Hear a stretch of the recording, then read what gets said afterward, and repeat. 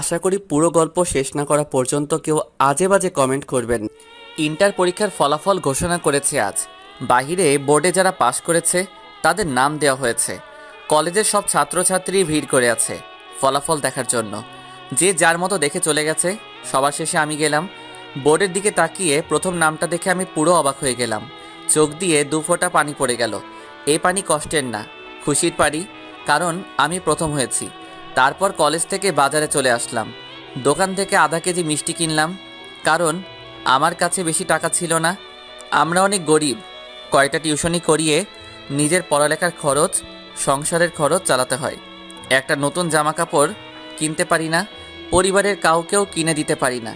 সবাই পুরনো জামা কাপড় পরে থাকে। তো যাই হোক, বাসায় যেতে যেতে আপনাদের পরিচয়টা দিয়ে দেই। আমাকে সবাই চিনেন। তারপরও বলছি, আমি রাসেল, এবার ইন্টার পাস করেছি। পরিবারে আম্মু আর একটা কিউট বোন আছে। আব্বু আজ 2 বছর আগে মারা যায়।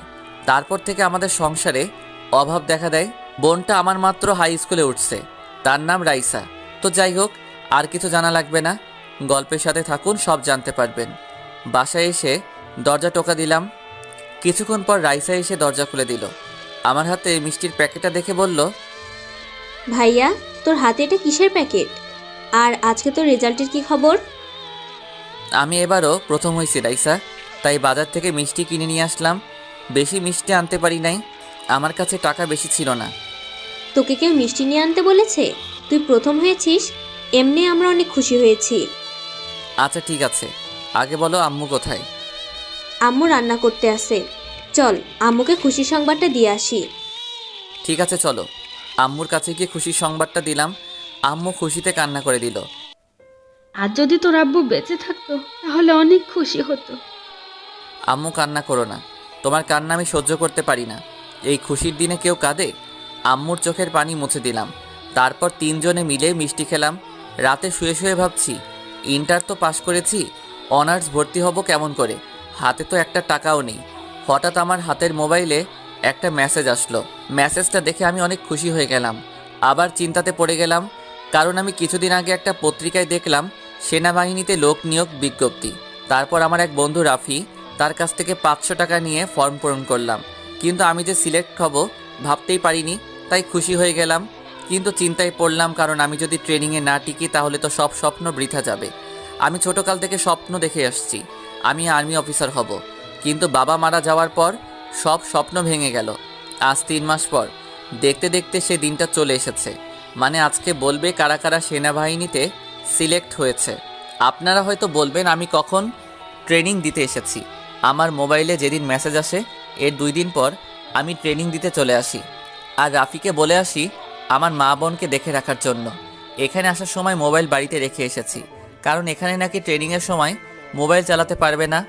ক্যাম্পে ইন্টারনেট থেকে 2 মিনিট কথা বলতে দিত, তাও 3-4 দিন পর একদিন ওই 2 মিনিট কথা বলে রেখে দিতাম। তো যাই হোক, আমরা ট্রেনিং দিছি 250 জন।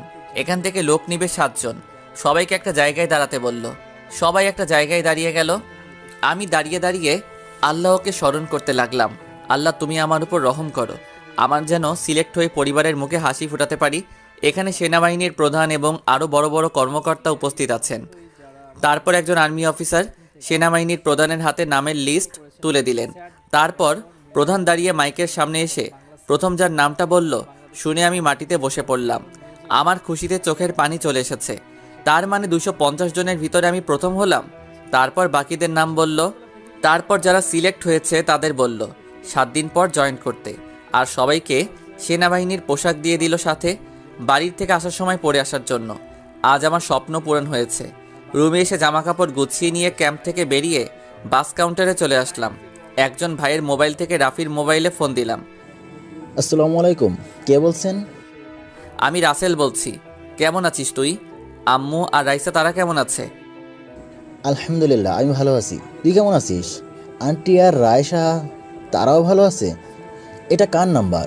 নাম্বার দেখে তো মনে হচ্ছে মোবাইল থেকে ফোন দিলি। এটা একটা ভাইয়ের নাম্বার। তোকে যে কারণে ফোন দিছি, একটা খুশির সংবাদ আছে। আমি সেনাবাহিনীতে সিলেক্ট হয়ে গেছি। আজকে বাড়িতে আসতেছি। এটা অনেক খুশির সংবাদ। আমি এখনই আন্টিকে বলছি। আন্টি শুনলে অনেক খুশি হয়ে যাবে। আম্মুকে এখন কিছু বলিস না, আম্মু বাড়িতে গিয়ে সারপ্রাইজ দিব। তাহলে ঠিক আছে। রাফি, আমার কিছু টাকা লাগবে। তোর কাছে আমি অনেক ঋণী হয়ে গেলাম। আজ 3 মাস ধরে আমার মা বোনকে দেখে রেখেছিস। তোর এই ঋণ কখনো শোধ করতে পারবো না। ধুর পাগল, আমাদের যা কিছু আছে তা সারা জীবন বসে খেলেও শেষ হবে না। এখন বল কত টাকা লাগবে, আমি এখনই বিকাশ করে পাঠিয়ে দিচ্ছি। 5,000 হলে চলবে? আমি তোকে বেতন পেলে পাঠিয়ে দেব। তোর মাথা পাঠিয়ে দিব। আমি কি তোকে টাকার কথা বলছি? তাড়াতাড়ি বিকাশ নাম্বার দে, আমি 10,000 টাকা পাঠিয়ে দিচ্ছি। বলে ফোনটা কেটে দিল। আমাকে কিছু বলার সুযোগ দিল না। তারপর আমি পাশে একটা বিকাশ দোকান থেকে নাম্বার মেসেজ করে পাঠিয়ে দিলাম। কিছুক্ষণ পর রাফি টাকা পাঠিয়ে দিল। রাফির মতো বন্ধু পাওয়া অনেক ভাগ্য। আপনাদের তো রাফির ব্যাপারে বলতে ভুলে গেছি। রাফিদের নিজস্ব ব্যবসা আছে। তার বাবা অফিস দেখাশোনা করে। রাফি বর্তমানে অনার্স প্রথম ইয়ারে পড়ে। রাফি আমাকে অনেকভাবে হেল্প করতো। তো যাই হোক, টাকা উঠিয়ে বাসের টিকিট কেটে বাসে গিয়ে বসলাম। 10 মিনিট পর বাস ছেড়ে দিল। প্রায় 5 ঘন্টা পর আমাদের বাজারের কাউন্টারে বাস থামলো। বাস থেকে নেমে মার্কেটে চলে গেলাম। তারপর আম্মু আর রাইসার জন্য কিছু জামা কাপড় কিনলাম। কিছু ফল আর মিষ্টি কিনে একটা রিক্সা নিয়ে বাসায় চলে আসলাম। বাসায় এসে দরজায় টোকা দিলাম। রাইসা এসে দরজা খুলে দিল। আমাকে দেখে সাথে সাথে জড়িয়ে ধরে কান্না করে দিল। আমিও কান্না করে দিলাম, কারণ আজ 3 মাস তাদের থেকে দূরে ছিলাম। কেমন আছিস ভাইয়া? তুই আসবি আমাদের বললি না কেন? সারপ্রাইজ দিব বলে বলি নাই। কেমন আছিস তুই? আরেকটা খুশির সংবাদ এবং আরেকটা দুঃখের সংবাদ আছে। আগে কোনটা শুনবি? আমি আলহামদুলিল্লাহ ভালো আছি। আগে খুশির সংবাদ বল, তারপরে দুঃখের সংবাদ শুনবো। খুশির সংবাদ হলো আমি সেনাবাহিনীতে সিলেক্ট হয়ে গেছি।